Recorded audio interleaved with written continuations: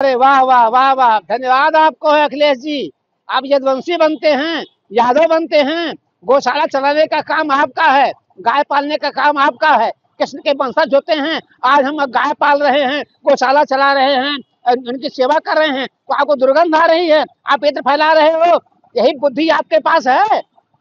आप सपा के राष्ट्रीय अध्यक्ष बने हुए हो, गाय पालने वाले को, गौशाला पालने वाले को आप दुर्गंध फैला रहे हैं। आप जो है इत्र बेच रहे हो। कन्नौज, मुझे पता है कि इत्र में कितना घोटाला हुआ था, कितना आप लोगों ने किया था। आप सांसाई भाषा बोले हो, कभी राणा सांगा को उल्टा सीधा बोले हो, कभी औरंगजेब तरफदारी कर रहे हो। अरे धन्य है अखिलेश जी, बुद्धि ठीक हो जाए। मैं तुमसे प्रार्थना करता हूँ, एक बार अयोध्या में आ जाओ, हनुमानगढ़ी में जाकर प्रणाम करो, राम जी को प्रणाम करो, अपने सैफई में हनुमान जी के मंदिर में जाकर प्रायश्चित करो, तुझे कोई माफ करने वाला नहीं है। जो व्यक्ति ये कहता हो कि गौशाला में दुर्गंध आ रही है, वह व्यक्ति यादव कैसे हो सकता है? तुम यादव कैसे हो सकते हो? तुम गोपालन कैसे कर सकते हो? है तेरे पास बुद्धि जवाब देने के लिए? सुधर जाओ, सुधर जाओ, अब सत्ता पाने वाले आप नहीं हो।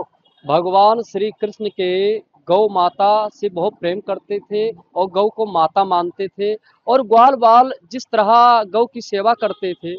और आज यादव समाज में अखिलेश यादव जी हैं, और उनको गौ के गौशालों से गंध की बदबू आ रही है। वो कह रहे हैं बीजेपी गंध सूंघ रही, हम तो इत्र और सुगंध फैला रहे हैं। ये कहाँ मानसिकता गया, ये कहाँ संतुलन खो गया है उनका।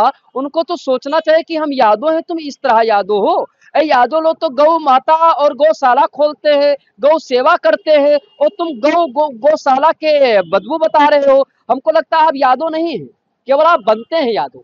आप, हमको लगता है आप किसी दूसरे धर्म को ज्वाइन कर लिए हैं, इसीलिए आपको गौशाला के जो बदबू है उसको आप गंद मारा। आप यादव नहीं है। आज से आपको मैं यादव नहीं कहूंगा अखिलेश यादव जी। आज से आप, हमको लगता है कि इस्लामिक में शामिल हो चुके हैं आप, इसीलिए इस तरह बोल रहे हैं।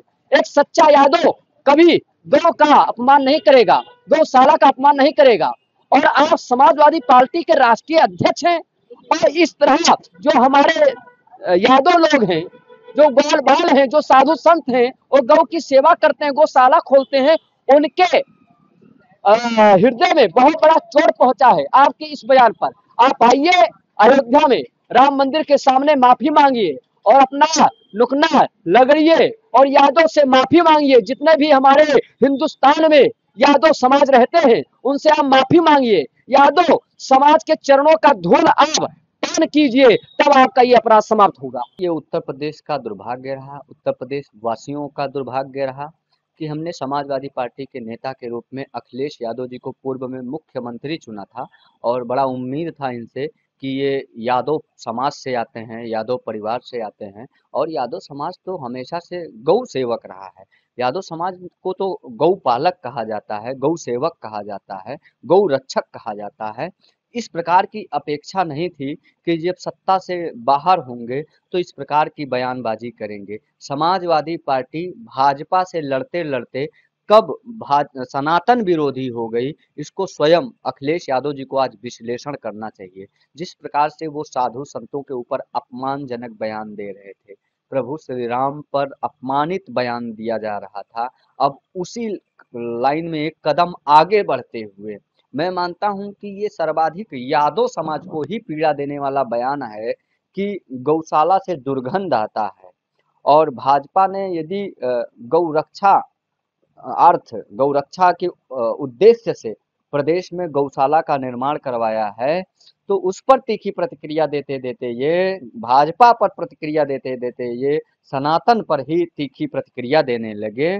और मैं मानता हूं कि न सिर्फ उत्तर प्रदेश बल्कि भारत के हर घर में गौ सेवक पाए जाते हैं, और भारत के हर घर में गौशाला होती है। हमारे यहाँ तो जब पूजा पाठ होता है तो गौ माता के गोबर से घर को लीप के पवित्र किया जाता है, और उसके खुशबू से पूरा घर जो है सुगंधित हो जाता है, और पूरे घर में सकारात्मक ऊर्जा का संचार होता है।